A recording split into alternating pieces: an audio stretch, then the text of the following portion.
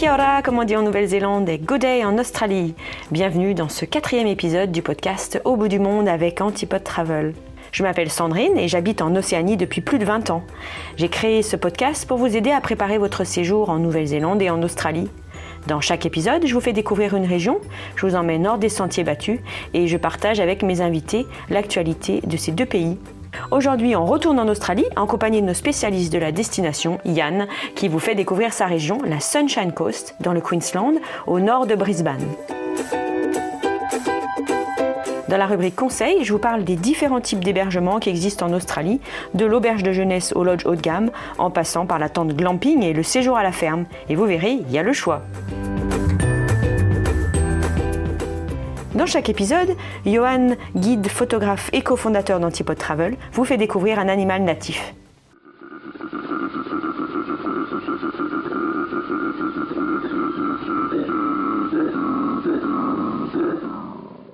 Vous avez une idée ?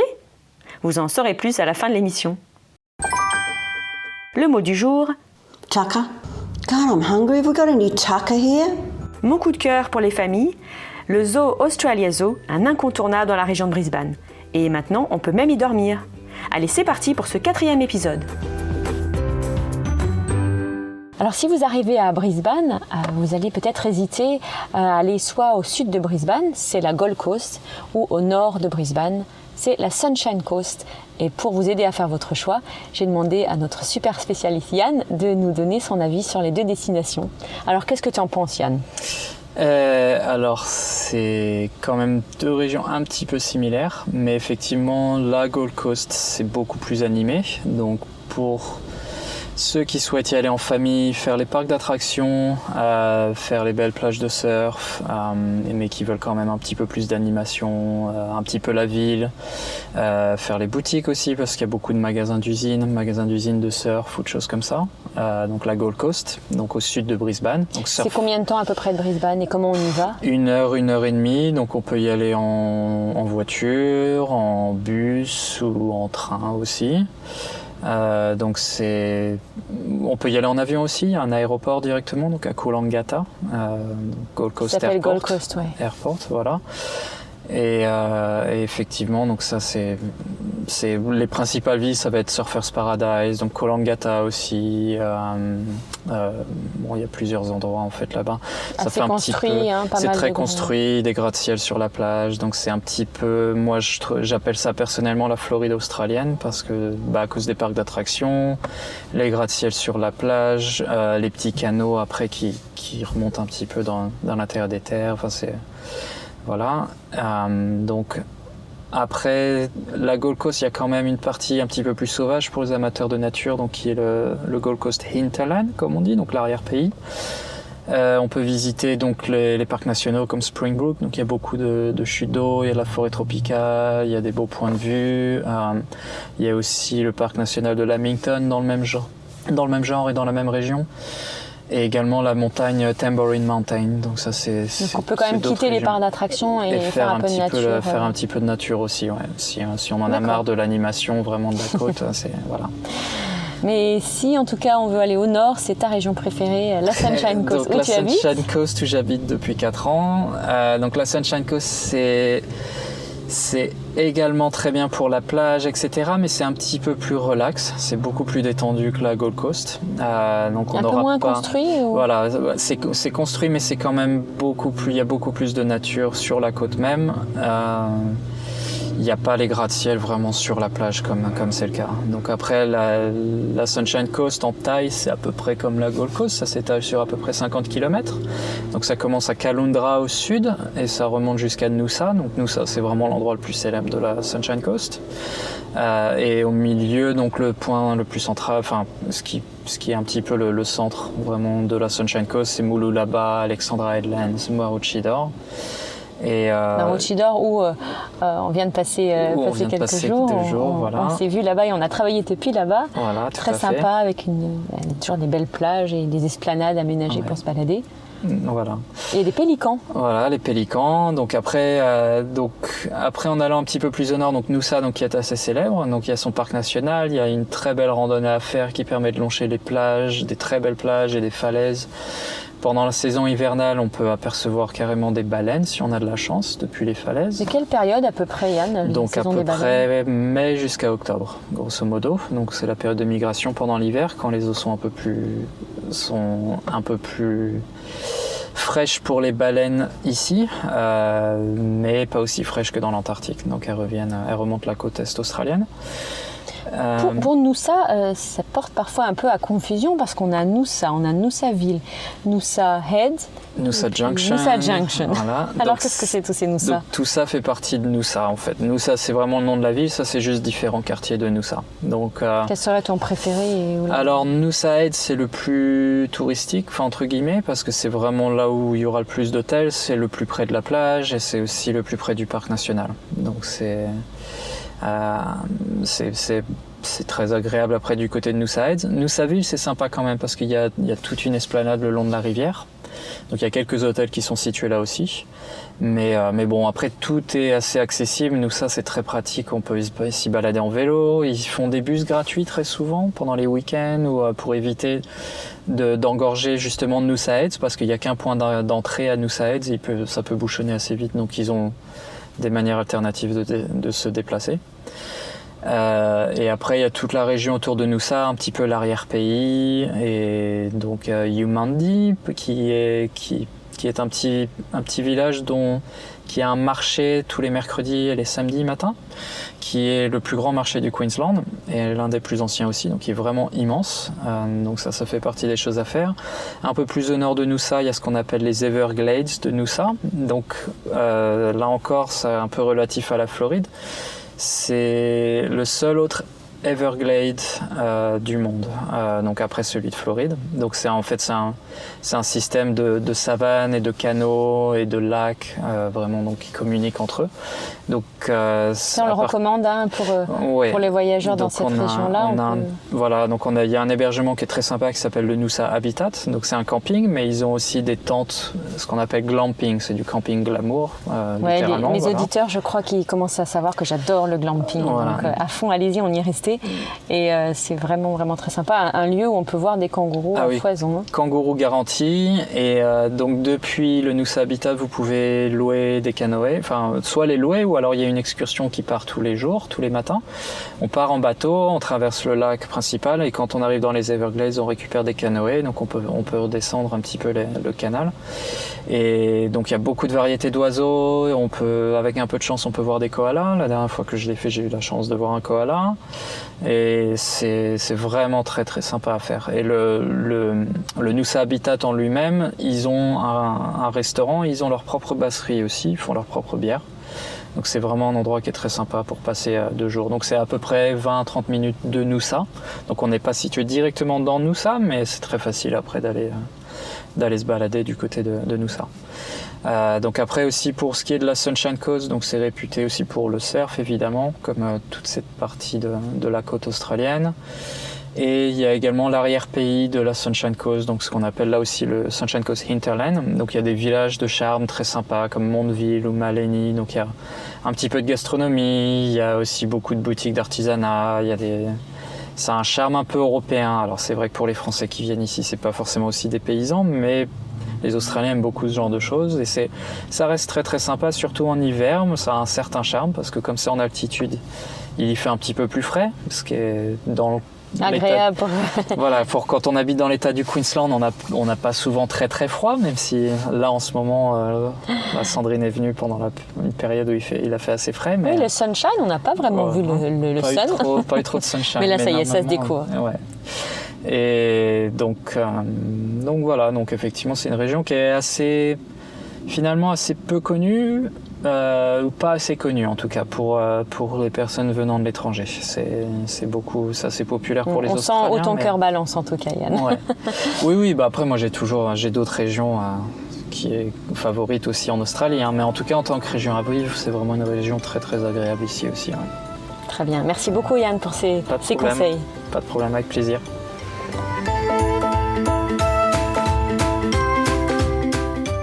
Dans la rubrique conseils pratiques, je vais vous parler des différents types de logements qui existent en Australie. Alors il y a vraiment une grande panoplie d'hébergements, que ce soit le camping, l'hôtel, en passant par le motel ou le lodge de luxe. Et quand vous nous contactez pour organiser votre voyage en Australie, on va vous poser plein de questions pour justement bien cerner vos souhaits et vous proposer ensuite un programme personnalisé. Et comme l'hébergement représente une bonne partie du prix du séjour, c'est important de connaître vos attentes. Les prix varient beaucoup en fonction des lieux, des périodes, haute et basse saison, mais aussi des jours de la semaine et s'il y a des événements spéciaux. Donc c'est difficile de vous donner un prix estimatif, mais je vais déjà vous décrire les différents types de logements et quand vous nous contacterez, on verra ensuite en fonction de votre budget. La première question que je pose généralement à mes clients, c'est quel type de confort vous recherchez ? Est-ce que par exemple vous voulez des hôtels avec restaurant ? Bon, dans ce cas, il y a des chaînes traditionnelles qu'on trouve partout dans le monde, mais il y a aussi des plus petites structures qu'on appelle les boutiques hôtels, qui sont de catégorie supérieure, et souvent avec une personnalité affichée. Par exemple, un hôtel avec un thème art déco, ou un autre assez funky avec des meubles au design original, ou d'autres avec une décoration faite par des artistes aborigènes, d'autres sur le thème du sport. Donc vous l'avez compris, plus vous nous donnez des précisions sur vos centres d'intérêt, mieux on pourra sélectionner les hébergements qui vous correspondent. Alors si vous choisissez des hôtels, sachez qu'ici ils sont équipés d'une bouilloire et de quoi préparer du thé et du café. Certains ont un petit frigo et ils ont donc un restaurant. Donc si vous voulez ne pas cuisiner, c'est une bonne façon de voyager. Si vous préférez par contre de temps en temps cuisiner, pas toujours manger au restaurant pour maîtriser votre budget et puis bon aussi pour des fois c'est bien de se faire juste un plat de pâtes, n'est-ce pas ? Eh bien je conseille les motels et les appartements avec cuisine ou kitchenette. Alors attention, le terme motel peut parfois avoir une mauvaise connotation quand on pense par exemple au motel un peu sordide en bord de route qu'on voit dans les films américains. Mais ici en Australie, les motels sont de très bonne qualité, avec des chambres plutôt spacieuses, une place de parking juste devant, c'est vraiment très pratique, notamment pour les bagages. Certaines chambres de motel et appartements sont équipées d'un lave-vaisselle et d'une machine à laver dans l'appartement. D'autres ont un service de laverie en self-service, donc c'est pratique quand vous faites un long voyage et que vous voulez laver vos vêtements. Ces logements de type motel et appartement, ils peuvent avoir plusieurs chambres, donc c'est aussi bien pratique quand on est en famille ou entre amis. Par contre, ils ne servent généralement pas de petit déjeuner, ou bien alors le petit déjeuner est vraiment très simple, du genre pain de mie, céréales et fruits en boîte, qui sont mis dans le frigo la veille. Donc mieux vaut faire les courses et préparer votre petit déjeuner. Une autre catégorie d'hébergement, ce sont les backpackers, les hostels, les auberges de jeunesse. Et là, il y a le choix également dans cette catégorie de logement pour tous les budgets. Le moins cher, ce sera un lit dans un dortoir avec 4, 6, parfois 10 personnes. Mais il existe aussi des chambres individuelles avec douche et toilette. Et là, on se rapproche un peu plus du type hôtel. Il y a une cuisine commune, un salon et parfois une piscine. Une des chaînes de backpackers le plus connues, c'est les YHA, et elle propose des hébergements dans toute l'Australie. Et depuis quelques années, on voit des backpackers qui sont rénovés avec une décoration plus moderne, un bon accès Internet, de nombreuses prises pour charger les téléphones. On les appelle les flashpackers. Donc il y en a plusieurs. On vous en parlera certainement dans un autre épisode. Quand on voyage en Australie, c'est vrai que le camping, c'est quelque chose à essayer. Alors vous avez le camping tout simple où vous plantez votre tente, où vous garez votre camping-car. Il y a très peu d'infrastructures et il n'y a pas besoin de réserver à l'avance. Mais ces campings sont rustiques, souvent dans des endroits magnifiques au milieu de nulle part. Donc c'est vrai, c'est une vraie expérience australienne. Mais à l'opposé, ou si vous n'avez pas de tente ou de camping-car, vous pouvez dormir dans des campings aménagés comme les Discovery Parks, qui est une chaîne qui a plusieurs établissements dans tout le pays. Et ces campings offrent en fait une large gamme d'hébergements. Vous avez à la fois l'emplacement tente ou camping-car, comme on l'a vu tout à l'heure, mais aussi des cottages, des mobil-homes tout équipés avec plusieurs chambres, avec douche et toilettes. Parfois, il y a un restaurant sur place, il y a des équipements pour les enfants, une piscine. En fait, c'est presque un resort, mais à prix plus abordable. C'est à conseiller sur certaines étapes pour équilibrer votre budget et c'est parfait quand on voyage en famille. Si vous avez les moyens, il faut compter plusieurs milliers de dollars par nuit pour les plus beaux. Faites-vous plaisir et restez dans un de ces endroits magiques d'Australie, les Luxury Lodges et Camps. Ils ne sont pas très nombreux, donc je recommande vraiment de les réserver bien à l'avance. Mais c'est le top du top. Vue magnifique, service soigné, excursions incluses avec des guides expérimentés, une cuisine raffinée préparée par des chefs à base de produits locaux. Il y a plusieurs qui sont mes préférés, mais je pourrais citer le célèbre Longitude 131 dans le Centre Rouge, près de Uluru, le Sea Dragon Lodge à Kangaroo Island ou le Ba'amuru Plains près du parc national de Kakadu. C'est du luxe en pleine nature, pas toujours accessible en voiture, parfois il faudra y aller en bateau ou en petit avion privé. Et donc c'est pour ça qu'il faut y rester plusieurs nuits pour vraiment s'imprégner des lieux et en profiter. Vous voyagez en famille et vous avez envie de rester plusieurs jours au même endroit pour vous reposer. Vous voulez avoir accès à tous les services et ne pas avoir besoin de votre voiture pendant quelques jours. Les resorts, c'est une bonne formule avec différents niveaux de confort. En famille, c'est parfait. Par exemple, le Fitzroy Island Resort ou le Kagari Kingfisher Bay Resort sur Fraser Island, qui s'appelle désormais Kagari. On nous demande souvent de dormir dans des chambres d'hôtes pour réduire le budget. Mais attention, en Australie, les bed and breakfast, ce n'est pas du bon marché. Et puis, il n'y en a pas beaucoup, surtout dans les grandes villes. Certains demandent un minimum de nuits, surtout en haute saison. Donc c'est pas toujours évident de choisir beaucoup de bed and breakfast, mais on a notre petite adresse. Et puis c'est vraiment une très bonne façon de rencontrer des Australiens et puis de pratiquer un peu votre anglais. Alors il y a les bed and breakfast, mais il y a aussi les fermes. Et c'est vrai qu'on nous demande souvent, est-ce qu'on peut rester dans des fermes, surtout quand on voyage en famille? Alors là encore, il n'y en a pas beaucoup, et puis il faut avoir du temps, parce que les fermes sont souvent éloignées des grands axes. Mais là encore, on a nos petites adresses, et on organisera votre itinéraire en fonction de ces fermes. Les repas sont inclus, et il y a aussi certaines activités liées au travail de la ferme. Dernière catégorie, les hébergements insolites. Alors, je ne vous cache pas, ce sont mes préférés. C'est pas tant le budget qui compte ici, il y en a des très chers et il y en a des très bons marchés. Mais c'est plutôt le lieu, l'ambiance, le côté unique et puis ce que vous allez vivre sur place. Pour moi, par exemple, le top du top, c'est de passer une nuit dans une tente de luxe, qu'on appelle glamping, au milieu de nulle part, avec le ciel étoilé comme unique décoration. Si je devais organiser un séjour pour Yann, notre spécialiste de l'Australie, je choisirais un ancien wagon de train restauré au cœur du bush, entouré par les kangourous et les kookaburras. Ou bien alors une cabane située en plein dans la jungle de Daintree. En Australie, vous pouvez dormir dans un train de luxe ou dans une roulotte, sur un voilier ou dans une cabine sous l'eau sur la Grande Barrière de Corail, dans un hôtel avec rooftop ou un hébergement sous terre, une cabane en bois ou dans un zoo ou en swag en pleine nature. Alors laissez de côté vos téléphones et vos appareils photos, imprégnez-vous du lieu et vivez juste l'instant présent.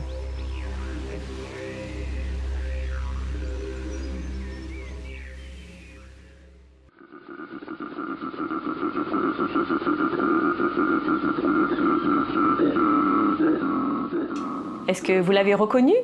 Pour en parler, j'ai le plaisir d'accueillir Johan. Bonjour. Bonjour à tous. Alors Johan, de quel animal s'agit-il?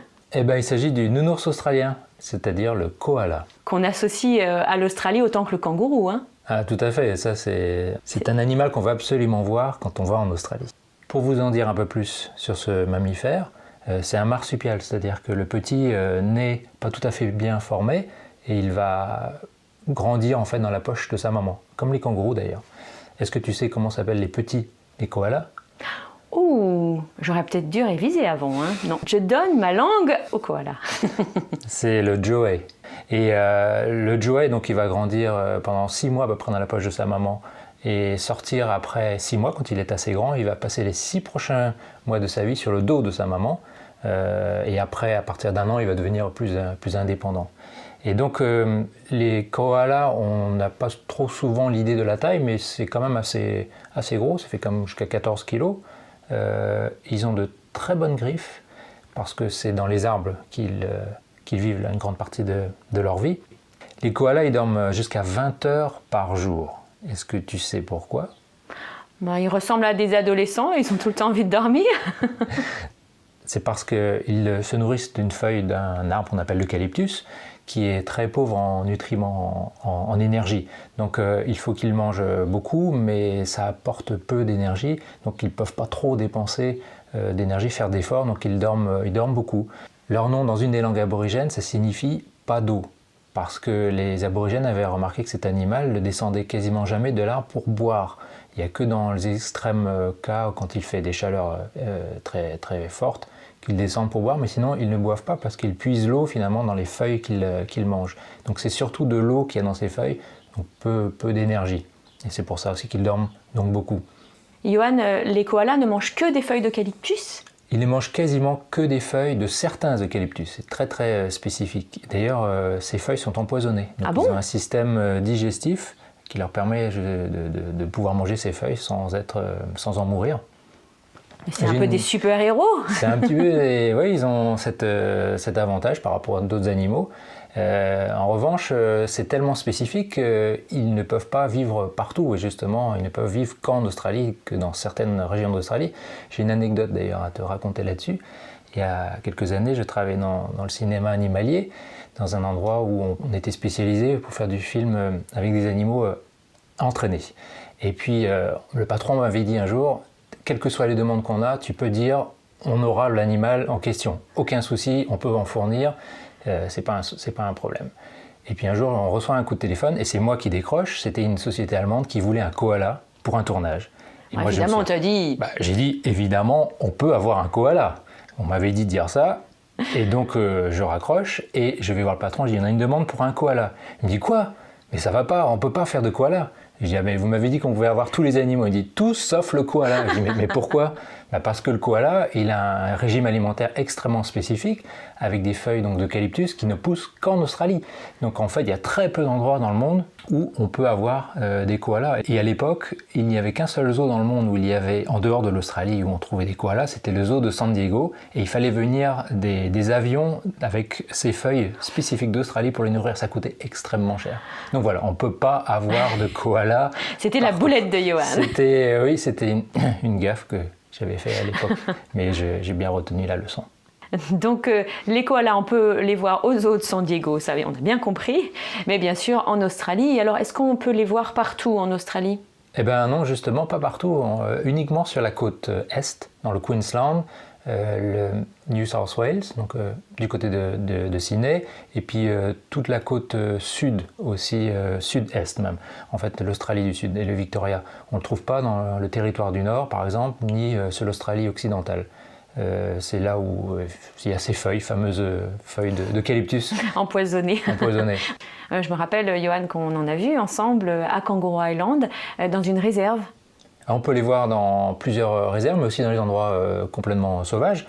Et il y a deux endroits qui me viennent en tête, notamment près de Melbourne. Et le premier endroit, c'est un petit village qui s'appelle Kenneth River, où là, au bord de la route, c'est connu, il y a les koalas qui sont juste au-dessus du parking. Et puis en allant à Cape Otway, qui n'est pas très très loin non plus de oui, il y a l'allée des koalas. L'allée des koalas. Et souvent on les repère parce qu'il y a d'autres voitures qui sont là. Donc, mais sinon c'est pas évident. Comme ils dorment, eh bien, ils bougent pas. Et ils sont plutôt gris, un peu la couleur, ils se confondent avec le feuillage, c'est pas évident de les voir. Peut-être le meilleur moyen pour les repérer, c'est de regarder au sol s'il n'y a pas des restes de leurs excréments. Et à ce moment-là, on peut regarder en haut. Mais sinon, c'est pas évident à trouver un koala dans la nature.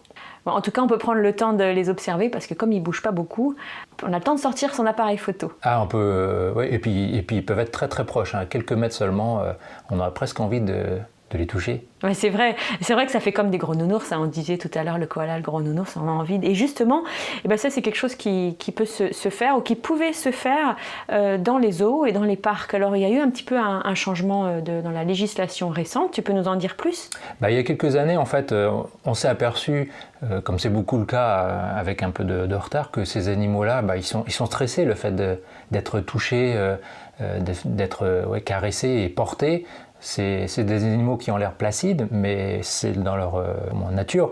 Oui, parce qu'on pouvait le faire dans les zoos, on pouvait payer pour... Les gens voulaient prendre une photo avec le koala dans les bras. C'est vrai que c'est très mignon, mais ça leur occasionne beaucoup de stress. Et avec le temps, on s'est aperçu que c'est quelque chose qu'il fallait légiférer. Et puis, on a certains États où interdit ça. Alors, il y a quelques États qui permettent encore de le faire. Je pense que ça changera. Ou tout au moins de les caresser, mais de les porter, c'est devenu interdit presque dans toute l'Australie. Oui, si vous voulez en porter un, prenez une peluche, franchement. Hein.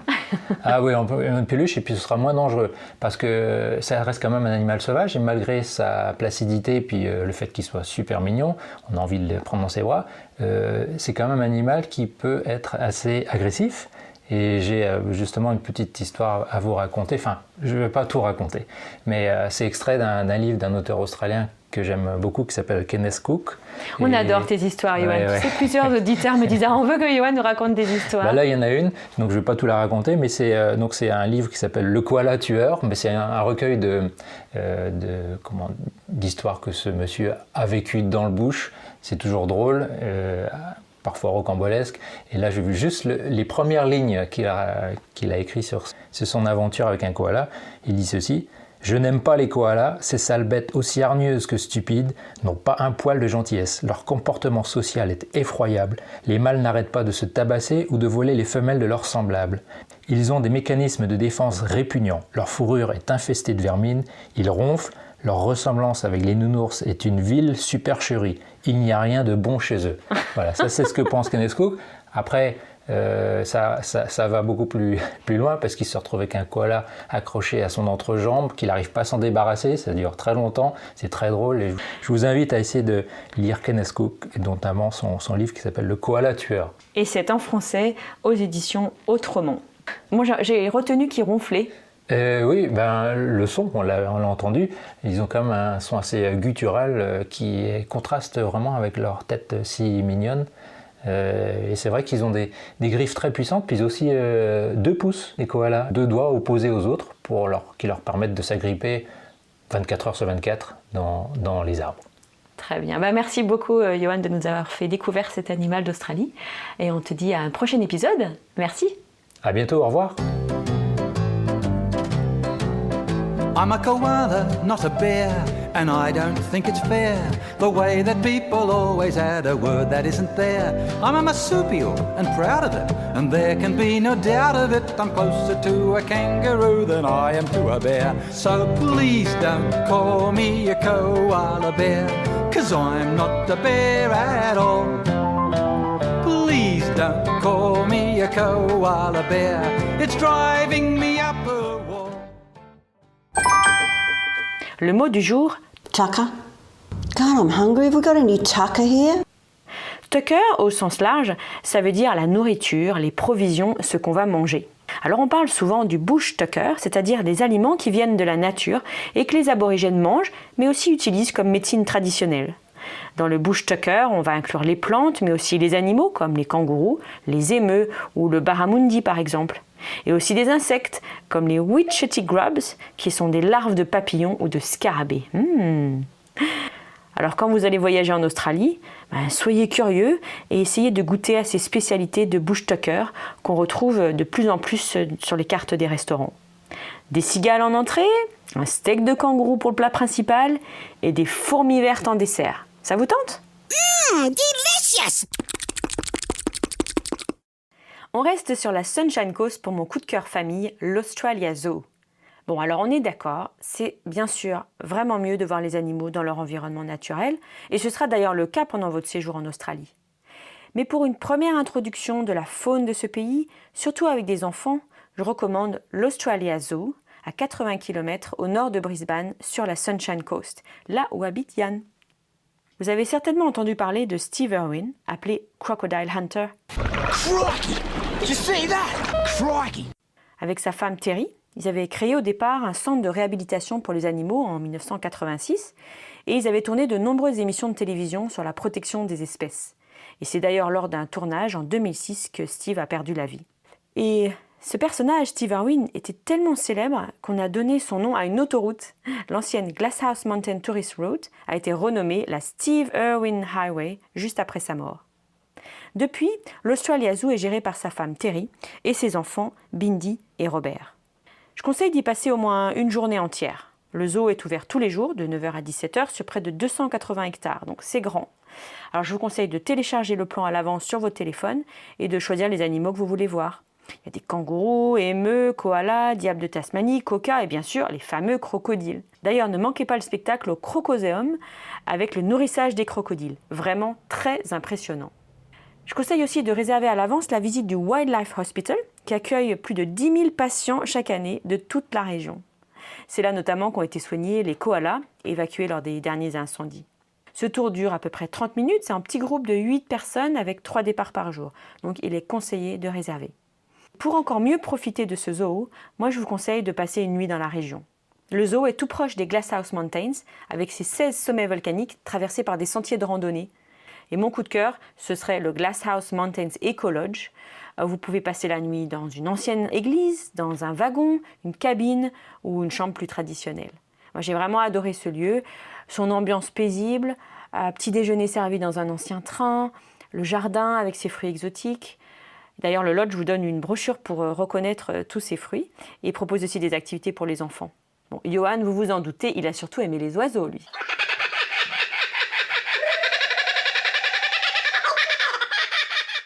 Une autre idée, c'est de dormir au Crocodile Hunter Lodge, qui est géré par la famille Irwin, un tout nouveau lodge qui a été ouvert seulement en 2022, avec 8 cabines rustiques, chacune pour 4 personnes maximum. Donc il ne faut pas être non plus une trop grande famille, et le budget est assez élevé. Mais là, vous êtes sûr de voir des kangourous, des émeus ou des koalas en prenant un verre sur votre balcon. Ou même en profitant de la piscine de 25 mètres à débordement. Regardez au fond, il y a même un crocodile.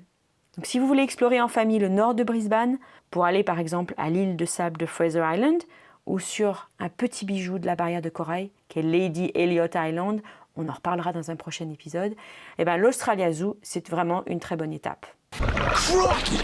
Did you see that?